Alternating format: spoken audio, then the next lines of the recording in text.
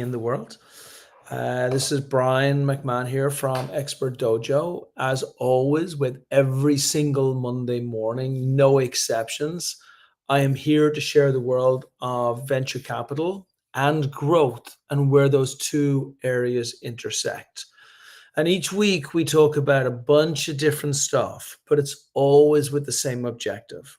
It's always how do we take a company which is doing 10, 20, 30, 40, $50,000 a month. And how do we get that company to be able to do two, three, five, $10 million a month in the quickest possible time, right? And we know there are multiple ingredients when we do this.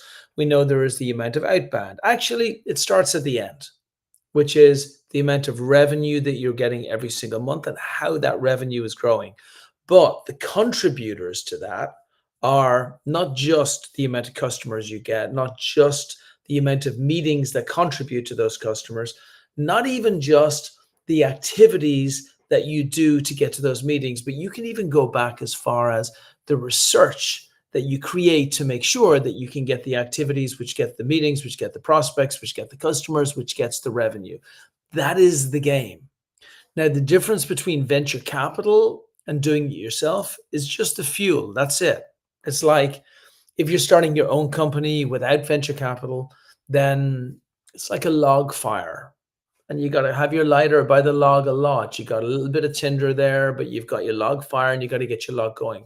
With venture capital, somebody standing by the side of the fire with gasoline. That's it, nothing else. Now, if you put the gasoline at the beginning, but there's no match, there's no spark, and there's no log in there, then you're not going to be able to do very much, even with highly combustible material, which is you.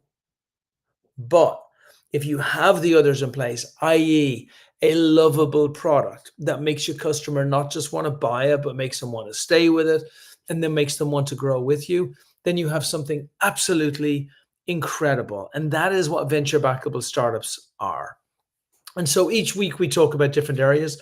I'm going to bring a phenomenal company on that we have an investment into. Great, great, great company, phenomenal founder. And we're going to talk about like how they built their companies. We're going to look at like some of the challenges that he had at the beginning so that all of you who are listening can actually not just relate, but also take lessons away on the other side. And before we jump into that, I always give you something that's very topical in my mind, something that's happening within Expert Dojo, within the 300 or so companies that we've invested into that can help you understand a little bit more about something that might be helpful with you being able to do whatever you were going to do this week. And so today I want to take the experience of last week with WeFunder. I have 3 companies doing WeFunder campaigns. Now you may say, what is WeFunder? Well, WeFunder is a crowdfunding campaign platform, right? What that allows you to do is rather than raising money from accredited investors in the US, which is what a lot of people look from, and rather than trying to say, rather than raising money from accredited investors, which is what you may be used to, rather than going to angels, rather than going to venture capitalists, you go to the crowd. Now, in the US, there's this crazy law about unaccredited investors, which pretty much means that if somebody's not rich, then they obviously don't have the brains to be able to make a decision on an early stage investment. I call bullshit, but it is what it is. That's the law that's there right now. So the only way these people have to invest in early stage investments is through a thing called Regulation CF, which is crowdfunding. Now, ignore these people to your peril. If you saw what happened with GameStop, even though it was not Regulation CF and it was not crowdfunding, it was the public. You could see that a lot of very small ants could manage to kill an elephant, which is what happened in GameStop. If you haven't seen the movie, watch the movie or read the book, right? A lot of ants can kill an elephant. And so sometimes you want to go straight for the elephant because you might think to yourself, well, actually, Brian, I would rather get the $1 million or the $2 or the $3 million from like 1, 2, or 3 people. That's fine. But if you have to get rejected by 1,000 elephants to find the one elephant that you get, is that any harder than getting 1,000 ants and having those ants all say yes at the beginning? And so that's why Regulation CF is really good. It's really fascinating doing a Regulation CF campaign because what you're doing is you're really looking for your customers at the same time as you're looking for your investors. And it hones your brand messaging in a way that you cannot even imagine. So I love Regulation CF. And it got me thinking of all of the other ways that you can raise money. You obviously have your angels there, but you also have friends and family area is a very, very wide area. And most startups do not explore that enough. There are a lot of people in your extended network that as they see you improving, improving, improving, getting better and better and better, those people will then turn around and do stuff that they wouldn't normally have done. It happens all the time. And so I give you a little story back from the past, which was one of the first companies we ever took in an Expert Dojo, which was the Veggie Dome. I think it was the first company we ever took in, the Veggie Dome. And most difficult venture backable company you could possibly imagine. It's not a venture backable company, but it was a dish where you could put your vegetables into that kept them fresh for longer periods. It meant that our kids would actually reach for vegetables rather than reaching for sweets. So really, really good invention, but really hard to raise money for. VCs didn't care, angels didn't care, local investors didn't care, even friends and family ran out of money in the end. And so we started doing a crowdfunding campaign and then just went to the people that he knew in his professional career. And then we went to the people that he knew in college. And then we went to the people that he knew in high school. And I mean, literally, we started going into the lists of people beyond his LinkedIn, beyond his email list, beyond his telephone. All these people had been reached out to. And he found a guy called Beaky, who was a dentist who was retired, and his wife had passed away and he didn't have any kids, and he had money and he wanted to put it into something that made a difference in the world. And my belief is he put $500,000 or $1 million into it, like a lot of money into this thing. But for him, his reasoning for doing it is very different. So I just want to start your week out in the absolute knowledge that of the 8 billion people that are in the world, there are people out there to invest in even the most dubious startup project. But you have to do the outreach. The outreach for investors is no different than your outreach for customers. If you are a venture backable company or you want to be a venture backable company, then you have to go after the investors that are going to have the best opportunity to be able to help you. And they are everywhere. And that means you constantly have to have your game on with investors. If you're in a bar with friends and they're like, what do you do? And you're like, well, it's less about what I do and more about how we're going to impact the world or more about how we're going to help customers. And we've created this unique solution that our belief is that it's going to grow in value by 100x, 20x, 1000x, whatever you truly believe the number is going to be, because we transform the lives of our customers through this. And you tell them enough so that you give them a little bit, but not so much that they don't need to ask more questions. The answer that you want to hear at the end of that is, oh, that's amazing. How does that work? Right? And you would be blown away about where your folks come in from. So I just want to open this session up by saying, look, as always, there are a few people out there in the world, and I mean very few, who have invested in as many companies as I have been directly involved in. As I said, over 300. That means that there's hardly anything. It's a bit like having like 15 kids. It's not that I'm a better parent than anyone else. It's just that there's kind of nothing in the whole world that you won't have seen with 15 kids that are all grown up. So I'm the one with all of the kids, the nieces, the nephews, the uncles, the aunts, everything. And so because of that, I've seen pretty much anything that's happened. So on these calls, you're going to listen a little bit to what you're going to hear about this incredible founder. But you also get to ask any questions that you want to have. And it may be about your own companies. It could be about anything else at all. So without further ado, let me bring Daniel into the conversation. Good to see you, buddy. Thank you, Brian. Good to see you. Oh, man, you have a clear line. I love that. I love that. How are you doing? I'm doing awesome. Late in the evening, but yeah, very good. Perfect. So today we're going to talk about lots of things. The idea of this stream is to help fellow entrepreneurs. Well, it's two things, right? First of all, there's plenty of investors who listen to this. Just during and after. So we want to make sure that we give you a bit of visibility to them. But second of all, we have a lot of founders who come through here, and all of the founders are looking for the same thing. It's about, they try want to get some inspiration from another founder who's breaking through. They want to understand about different growth hacks that are working. They want to understand a bit more about the journey that we're on, and again, take insights from that. And everybody at the end of this call wants to do the same thing: get the hell out there and sell. So, do you mind doing a bit of an introduction first on yourself, everything you've done? Just take us through the journey, take us through the company journey, and then we can start kicking in on like some of the things that have really helped you break through. Because I've obviously been with you from the beginning, and it's been a journey watching everything that you've done. Yeah, thanks a lot, Brian. So I'm Daniel Mukisa, and I am a startup founder, CEO, and co-founder at Ridelink. And at Ridelink, we are a B2B logistics platform that helps small businesses ship products in and out of Africa.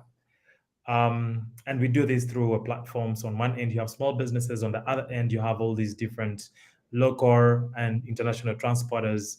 And we bring these together so we can bring down the cost of logistics. So this was about 2021 when we launched. And by the way, for anybody listening, just sorry, Daniel, to interrupt. Like, Please. It's such an eloquent way to explain your business. Everybody, every 5-year-old in the world understands exactly what they do. Like, you're trying to send stuff in and out of Africa, it's really hard. They're professionals at doing it, and they make sure that from the very beginning to the very end, they have you covered. Like, it's just very well explained that everyone needs to have an opening statement which is that clear to the people that they're speaking to. So yeah, that was very cool. Thanks a lot, Brian. Yeah, so 2021 is when we officially launched this business. And I think Expert Dojo came in a year after to invest. And when we launched, we were a small business. We were excited about the opportunity. We saw there was a fundamental problem. 40 businesses in Africa were spending 40% of their revenue on logistics. And compared to the global average, which is about 10%, there is a 30% value capture opportunity right there. And that's the space that Ridelink chose to play in. How do we bring down this cost of logistics? How do we help businesses ship faster, ship better, whether it's e-commerce or it's health or agriculture, whatever it is. And when we launched the business, I think our first 12 months were quite slow, as you would imagine. We're just getting steam, getting people to know about us. But by 2022, in terms of revenue, we're doing about 5,000 month-on-month revenue. We had very few customers signed up. And to see that 2 years later, this is now 2025, we have expanded the business from 1 market to 7 markets. So we serve customers across 7 markets in Africa, but then we help them ship from over 47 countries globally. And we've seen tremendous growth in terms of revenue. We've had about 12x growth in that time period, and we still think it's still day one for us. The team has significantly grown from 3 individuals at the time. Now we have a team of 25, and these are spread across the globe. We recently opened an office in London and in New York as well, just to be able to support some of our customers who are shipping from Europe as well as the US. And yeah, that's the growth that we've seen over the past couple of months and years. Man, I don't even know where to start. It's like so hard to do what you've done. It's so hard. And the reason why like their service is needed is because logistically it is incredibly challenging to get products across a place like the size of Africa. Like, it's just incredibly logistically challenging. And also, it's not standardized like you might have in the US or someone else. You have like different systems within different areas, within different things, which makes it even more complicated. And then try and be an early stage startup and building through that, it's really hard. And so for me, what has kind of impressed me more than anything else watching you over the years is how you've managed to navigate, how you did it with a small team, but more importantly, like how you did it in a very changing landscape where there were different financial challenges that were being faced by the countries, not even by you. But like, look at what's happened in Nigeria over the last while. It's been an absolute nightmare. Look at the rest of the world and what's happening in the rest of the world. Look at COVID that happened. Like, if you were going to take the most affected space outside bars, it was logistics and actually moving goods from one country to another. Like, talk us through how you managed to do this, because it required a skill far above what I call barbarian startups need at the very beginning, which is like, you just got to sell product and get investment, right? And if you sell product, then it's a tech or it's a widget or it's or whatever, and people just use it. In your case, you had to navigate being a highly structured company while being an early stage startup, while being underfunded, while. It was like incredible. So talk us through some of the challenges and how you overcame them. Brilliant.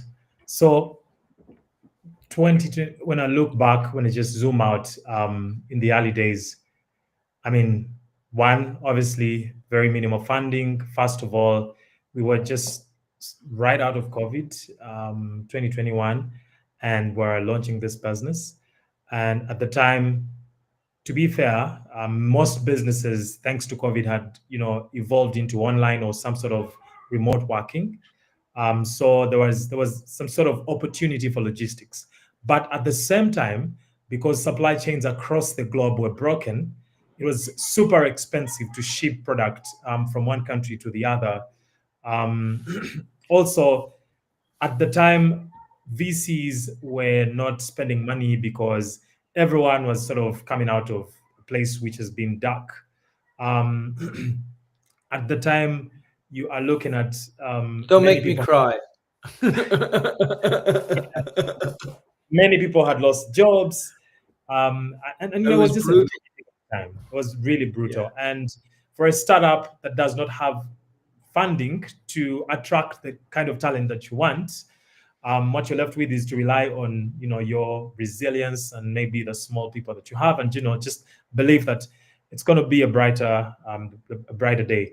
And so, looking back, I think resilience came in super handy, while navigating the tough times. But also, by the way, how do you define resilience? I personally, just to give you a clue of where my mind is, like, I used to define it one way, and now I define it in an entirely different way. I actually think my initial definition of resilience was totally wrong. Now I have a whole new definition, but I would love to know, like, what do you think what do you feel it means? What does it mean for you? There actually is no right or wrong answer here, but what does it feel for you? For me specifically, I think the ability to show up even when everything seems to not be going the way you want, that is resilience. And what I found is every time you show up, even when things don't seem to be going how you want, it creates new energy in the team that you have, which is at the early stage the most important thing for the team to still see the vision, and somehow your customers see it in your eyes. I remember our first multinational customer, came in 24 months after we had launched the business, and we're working with so many small businesses. And so this multinational, just at the time was struggling. They were working with another multinational logistics business. And the problem they had was the guys did the job. They just took long, and they also were not agile enough. And so we go in with a pitch and say, look here, we will give you the same efficiency that a multinational could give you, but with the agility of a startup, the flexibility of a startup. We're a call away. We send automated notifications. You have real-time tracking, and we will make sure that we give your shipment utmost attention. And so we told them, look here, just give us a demo. Let's give you a demo and let's try it out. And they worked with us with one shipment. Then they tested us for second shipment. And before we knew it, we took on 90% of their logistics volume, and they moved our revenues super up. And so just when I think about from a resilience standpoint, the ability to push through is small, And then when you even meet what sort of is a big opportunity, without, sometimes, of course, there is the fear that can you take it on? Can you handle? I think the ability to ask for a demo and prove that we can do a good job with small, and then we can gradually be trusted by more, has been very pivotal and instrumental. Okay, so how you described resilience at the beginning is how I used to think of, sorry, what you called resilience at the beginning was how I used to think of it, but actually how you described resilience is how I think about it now. Okay, so what do I mean by that? Like when I used to think back in the day, like what does resilient mean? I mean, resilient means that no matter how many times I'm going to get punched, I'm going to get back up again. Like it doesn't matter. I'm not falling, I'm not dropping. But that on its own, it just means I get punched in the face more than most other people, right? It doesn't actually get me to win fights. But what you described there was kind of where, as I tried to work out, like, what's the formula behind resilience? I was like, okay, so one piece of it is very clear decision making, because there are times when you should not be standing up to get punched in the face again. Like you need to make the right decisions at the right time, in the right moments. And it's extremely difficult to do that, not because of how you deal with the pressure, but also because we have it built into our DNA that we just got to work, work, work, work, work, go, go, go, go, go. And that's like the worst time for clear decision making. So what you just demonstrated there and what you were talking about was very clear decision making in what people to go after, what to say to them, how to get their business, and how to make sure that you won more and more and more of their business. Two is clear communication. Because if during your resilience, you're not clearly communicating what your vision and strategy is going to be, and for both customers and your people and everything else, again, all that's going to happen is you're going to go from like 2 people to 10 people and then back to 1 person. And sure, you'll be resilient, but if you're not communicating where you're going to go to, nobody else is there going to be with you because they're not going to understand it. And the third area of what I put in peak performance or resilience, which I think of as the same thing, is mindset, right? Is being able to control your mindset. So the things that other people see, which is, he's got to be friggin' nuts to be continuing with this. He's really smart. He could get a job in this place. He could be seeing his kid in the afternoon. He could be hanging out with his friends. But instead, he's going after that.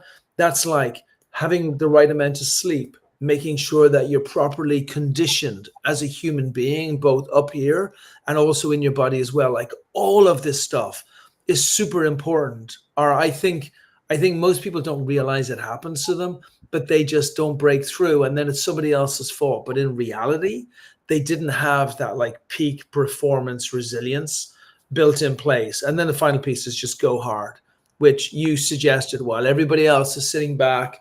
Your decision making told you this is the time to go harder than we've ever gone before.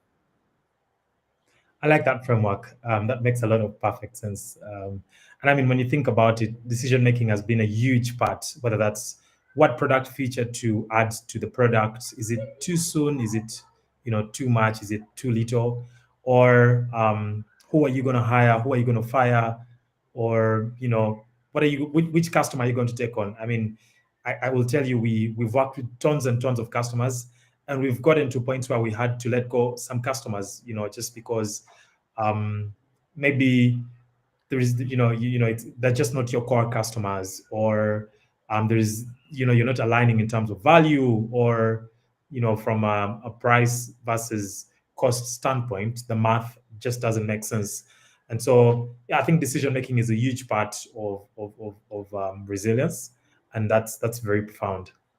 Yeah, it's so interesting because you don't realize the things that you're doing until you do it. But imagine if, like, up front, people who are listening here could say to themselves, okay, every single day I'm going to allocate time for like clear decision making. Even if it's only 15 minutes, it's okay. You have to allocate that time outside the battlefield.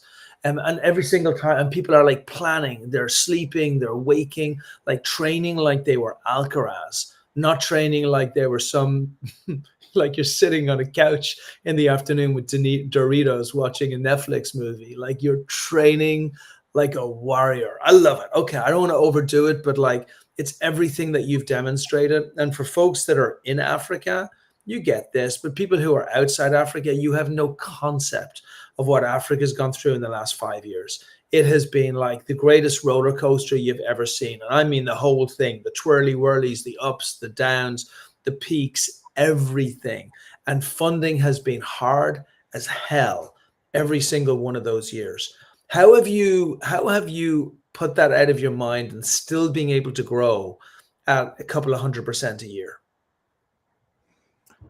Yeah, I mean, to be fair, we in the past 2 years, yes, as you rightfully put it, funding has been a nightmare. It's been tough.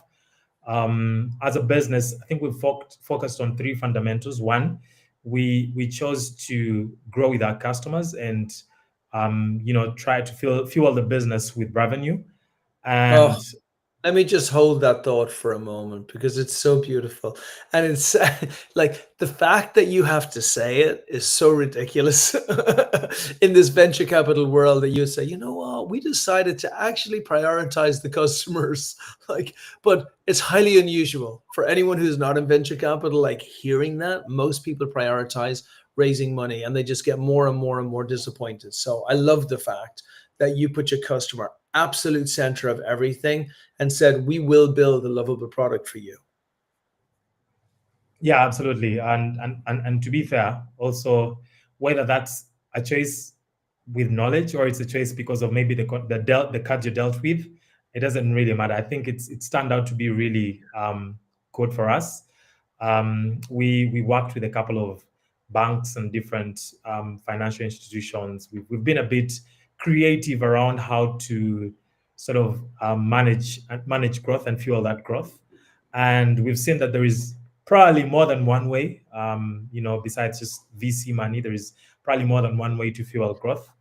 And happy to even delve into a lot of that. Yeah, the second thing that I think has been very instrumental during this period has I mean we leverage a lot on partnerships. So we figured that if we're going to grow to the scale that we want to grow, we probably are going to have to work with certain partners to unlock growth. So we, for example, got a partnership with a large e-commerce business out of China, and it's helped us scale into some of these markets that we probably would have taken a couple of years to scale into, because you go in the market with booked revenue guaranteed throughout the year. And so you're just optimizing scaling what you've already optimized in one particular market. So that has also played a huge part, which still ties into the customers, but greatly around partnerships. And then the third thing really that has also helped during this period, obviously, we can't discount some investors that have come on board. And the funny thing has been, most investors obviously have seen the numbers, they've seen the business case, and the opportunity has opened up even further. Now, more than ever, Africa is 54 countries that were previously divided across borders. And so there's lots of legislation and regulation, moving from one country to the other. But there has been a recent African free continental trade agreement that was signed, where they're opening up every border across Africa, so we can have different countries trade freely, so reduce the trade barriers. And so because of that, it's almost doubling the GDP of the continent. And now, when you see the China-US, sort of trade war around whether it's chips or it's just sheer production and manufacturing, everyone is looking where else can manufacturing go.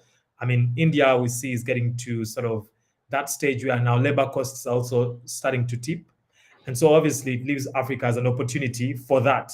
And with that means lots more trade, lots more business volume, and which builds a bigger case for companies like Ridelink, because it just means there's going to be bigger need for logistics, bigger need for, being creative around that. And so I think hinging on such opportunities, we've seen several also different development agencies coming into the space, wanting to take advantage of the opportunity, support different countries.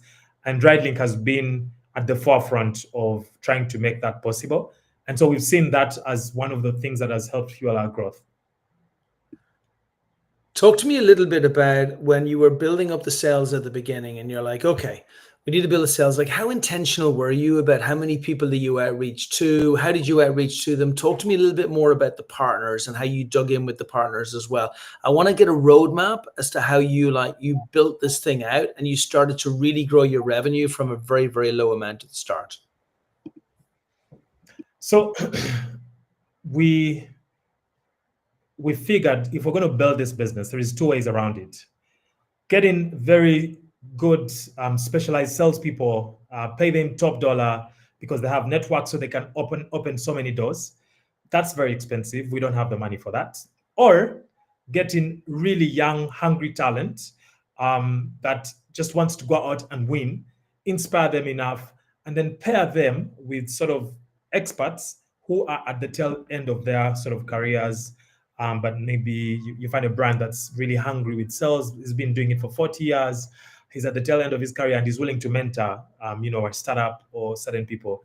And so we chose the path where we could get in young and hungry talent, pair them with top mentors in sales and whatever, to sort of upskill their skill and be able to, sort of use that skill to apply it in the business. What we started to see is we can increase sort of the body count in terms of these are the sales that we want. And so what happens is, you get, let's say, 5 guys, you train them up and keep the trainings happening week in, week out. And then, give them targets every week and say, look here, so I need, say, 50 leads this week. And, we're going to qualify the leads. And then after qualifying the leads, we're going to go and try and sell the business to them, get a demo if possible, and get a pilot and, see how that goes. And with this, we noticed that for B2B specific, we cannot do away without the direct sales. And we had to go that path. So we saw that that gave us more results. And our ability to perform on one customer then creates an opportunity for referral on the next customer. And so the direct selling. And were you more, sorry, Danny, were you more, did you do telephone outreach? Did you do email outreach? Did you do LinkedIn outreach? Like, what was your methodology? First of all, I love the intentionality.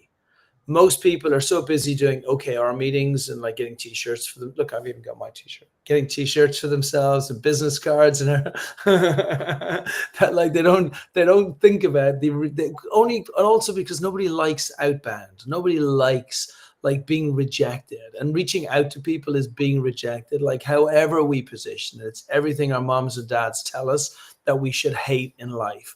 So did you intentionally like create a certain amount of people that you needed to outreach to, and a certain very specific type of companies and different channels to go at them? I know that you were using the partners as well, which is very smart, because now you're using like third parties to validate what you're doing. But just talk to me a little bit about the thought and the science behind it.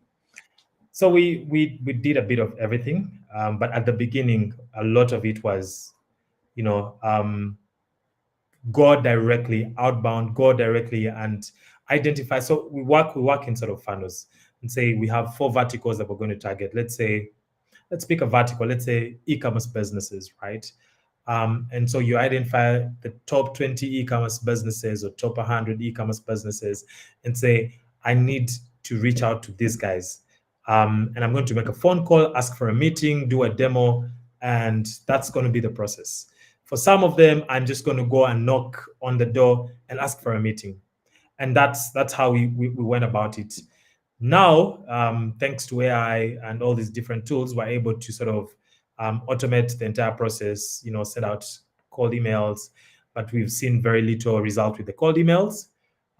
Cold phone calls have also given very little results. And what we've seen more effective is maybe attending events of particular industries, and then you get sort of, you get conversation starters and then follow it up with meetings. That has been more effective than the cold emails and the cold calls. And then just sheerly asking out to people, hey, look here, can you recommend people in this particular field? And then we then go out and meet those people. Yeah, I think it's really cool. Thank you, Shankar. Shabankar. Yeah, thank you, buddy. That's cool. You know why we do it? Because like amazing founders like Daniel are the people that will actually do the incredible things in this world, and we all make money when we back the right people to do it with the right product in the right industry for the right outcome. So I definitely appreciate your thoughts on it. And what I really like about what you're saying here, Daniel, is that there's you just man, I hate to bring everything to relationships because it shows how one dimensional I am. But like you have to date a bunch of folks to find out who you really jive with. Like that's it's a thing, you know. You can go for the first person you see, but like there's a very high probability you're going to bang your head off the wall for a long while in the future. But if you like meet a ton of people and then you realize actually this type of person here, and anyone who's gone through a relationship, you know this. Like it's never the type that you had at the beginning, which is the person that you end up with. It's always someone else because there's all these subliminal things. And while I might say cold call, cold call, cold call, you have to try that to say, is it working? And then you're like, okay, is it not working because we don't have the right messaging? Is it not working because we don't have the right lists? Is it not working because we're not saying the right things on the cold call? And then you go to email and you're like, okay, is email not working because email just doesn't work? Or is it because our emails are going into spam? Or is it because we're sending out too many of them? Are they too generic?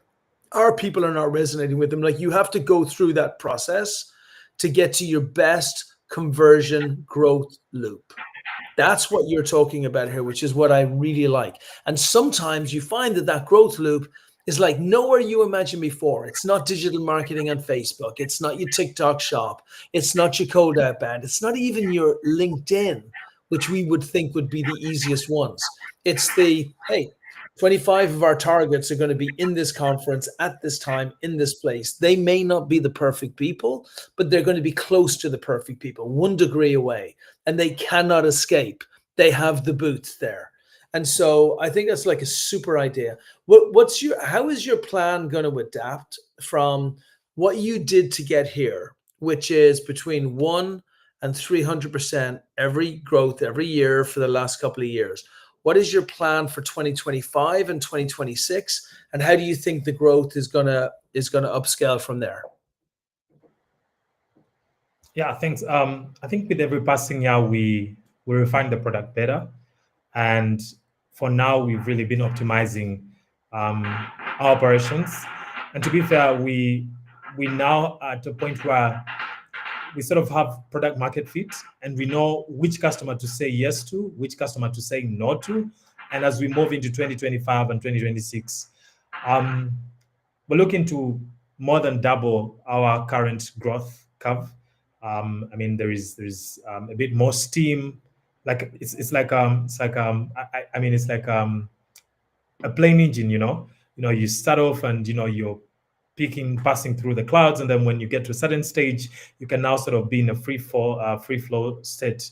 And I think we are at a point where now we sort of understand our ideal customer. We know the right product and why they are buying. We sort of know our core product and what it is we're offering to them, and we're just doubling that even as we scale into these other markets. We see that we're going to go a lot with partnerships because it's shown to sort of have a proper domino effect. Once you just unlock one partnership, the revenue goes above the roof.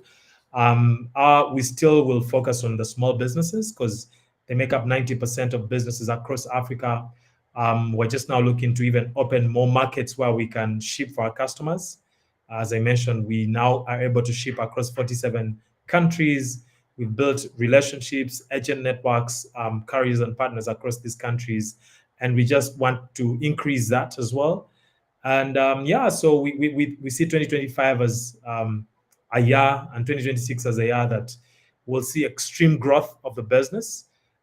We are piloting a lot with AI in terms of automation of some of our processes, so we can just increase how fast we onboard our customers, how fast we onboard certain carriers, increasing a bit of more optimization of certain routes, better data analysis. So we see a lot of those small other elements, just increasing the service offering and maybe a few other value-added services that we intend to add to our customers. Okay, cool. And then, so how much have you raised so far, and how much when are you going to do a Series A? So we after you invested, that was at our pre-seed round. We have so far raised about $800,000, and a huge part of it was in 2024, which was last year, and 2023. We now are doing our seed stage, almost pre-series A, and are raising 1.5 million. Of that, we've so far raised 400,000, and we're hoping to close the round this year around Q2. And there's positive conversations. Well done. And what everybody is seeing here is, first of all, you have the most difficult market for raising money, probably in the last like 5 years, right? Since at least 2021. You have one of the most difficult regions, only in the fact that like most investors will look at regions where unicorns come from, right? And so Africa over the last couple of years has been a slow growth on the unicorn side of it. And like we're one of the biggest bulls on Africa, but we still recognize the fact that like it needed more for the unicorns to start really coming out in the same way that it did over in India. But you have a founder who's raising money, and they're raising good money, and they're raising money in a very non-pressured way because they're doing it properly. And so look, for everybody listening, let me throw this into a summary where we can all kind of take and work on. If you are growing at between 100 and 200% every single year, remember, the job at the beginning is to get a lovable product market fit. I think of it as a lovable product, something that you can obsess around the customer. That doesn't mean it's complete. Sorry, that does not mean that it's the final product, but it is transformative and it is complete with the features that you have. And it is something that you are really proud of, right? It's not some minimum viable piece of crap. It's some beautiful, lovable product. That is your job at the beginning.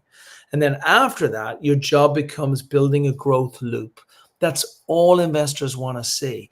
And in between both of those, you need to show that you're growing at between 100 and 200% every single year.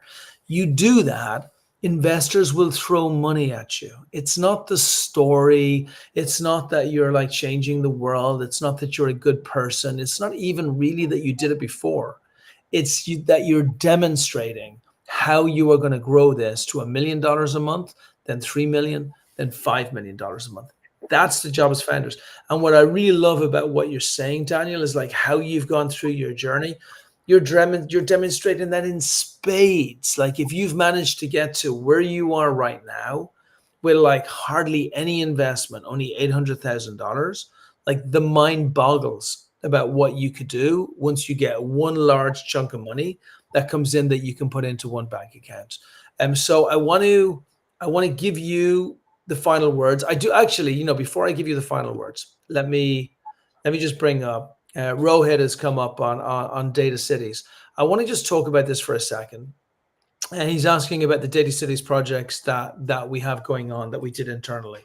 So there are a number of different things around this. The first is whether you are a founder of a company or whether you are a VC, we all have an obligation to our shareholders, right? And this clear thinking that I'm talking about, it goes across the board. You have to sit back and say, how do I best serve my customer? And so your customer is, of course, the people that you're giving your product to, but your customer is also the people who've invested money into you. I don't care who it is. I don't care if it's your mom, your dad, your sister, your friends, or a VC that you hate. It doesn't matter. It is a debt of duty that you have signed and that we sign at the very beginning. And so the way to get big is to think big. And thinking big has got all kinds of clues everywhere. And in very much the same way that Daniel looked at logistics around the world and he's like, this is the greatest product of all time. Logistics are not going to get simpler unless we make it simpler inside and outside Africa. That's not going to happen. It's actually very similar to remittances inside and outside of the continent. So there is tons of money and an absolute dominant position that a company could play. We saw the same thing with data centers. And because we didn't see anybody inside the cohorts doing it, we thought we'll do it ourselves and we'll put it into the Expert Dojo program so that our LPs can get a benefit of something that's in there because we have the same debt of duty as you. Why did I like it so much? I like it because of the scale and what can be done. We're actually raising $2 billion pre-seed, like $2 billion. And that's the world that we live in right now. And even though Daniel's not raising $2 billion, he's building a $10 billion company all the same. It's exactly the same. The logistics required is big. So I just, Data Cities on one side of it was like, let's take care of our LPs and give them something really nice. On another side of it, it was, I always feel as a VC, a little bit of a fraud when I'm just advising people to do stuff. I don't want to be a consultant. Like, it's an awful job. So I love getting into the heart of battle myself and just like taking on projects and working with them, and then either winning or losing on them, but at least doing it in a very honest way. And I also think it's just strong inspiration for founders who are building their own journey and saying, how do we actually find the right idea with the right product and build that fast enough and do all these things? And how big is too big and all those things? Like, there is no too big. There is no too hard. There is no, like, there's just you. And so, yeah, that's why I did it. And I'm also inspired very much by like incredible folks like Daniel who are doing, like, just doing it from the core and building this thing up. So yeah, anyway, I love Data Cities. I love Daniel. I love what he's building. And I'm proud to be around this whole early stage space. But here's where I'd love to finish this after I finish that. I would love if you can share. I don't know if you remember back in the early days when we had John McDonald and we did the whole, Horizon 3 and what's the vision for the future and what does the company look like at the end. And then we started Horizon 3 and then we kind of work our way backwards back to the very beginning. I would love to hear where you see that for yourself, right? You're now up to 20 plus people. You have now cracked the code with a couple of the really large logistics people. You got your company up by, to your point, 1,200% that you've already grown it by. You got plans to grow it this year. Like, if you're going to fast forward to 5 years in the future and you're being interviewed right now about what you've created, talk to us about what that looks like. Yeah. So thanks, Brian. What I see is every business across Africa is able to trade around the world very easily because of Ridelink. And we've built rails for every small logistics business to be able to tap into the opportunity. And we literally are the operating system for logistics, not just in Africa, but in every emerging market, and just connecting the world around so we can enable trade. That's the future I see in the next 5 years of Ridelink, with a lot of automation, full automation of the platform, serving millions and millions of small businesses, and just making sure that trade is easy, trade is possible for any business. Yeah, so really building out the QuickBooks for international trade, Thank you. where every single person ever thinking of moving anything anywhere, they have Ridelink in their mind as the place that they begin. I love that. What do you think this can grow to, revenue-wise? So from a revenue standpoint, the next 5 years, we're really looking at being able to do $3-4 million monthly over the next 5 years. And so, yeah, that's sort of the goal. Yeah, and that's exactly where you need to be to build a venture backable company, because that, my friend, is a unicorn. Such a pleasure speaking with you. Can you, for investors who are listening and watching this, can you share best contact details? Probably email. Yeah, sure. So Daniel, that is DANIEL at RIDE-LINK.com. Daniel at ridelink.com. He got you. It's already up there. Okay. So everybody contact Daniel, whether you're a startup and you're thinking, hell, I want to refer him over to people that are potential customers of his or potential partners of his.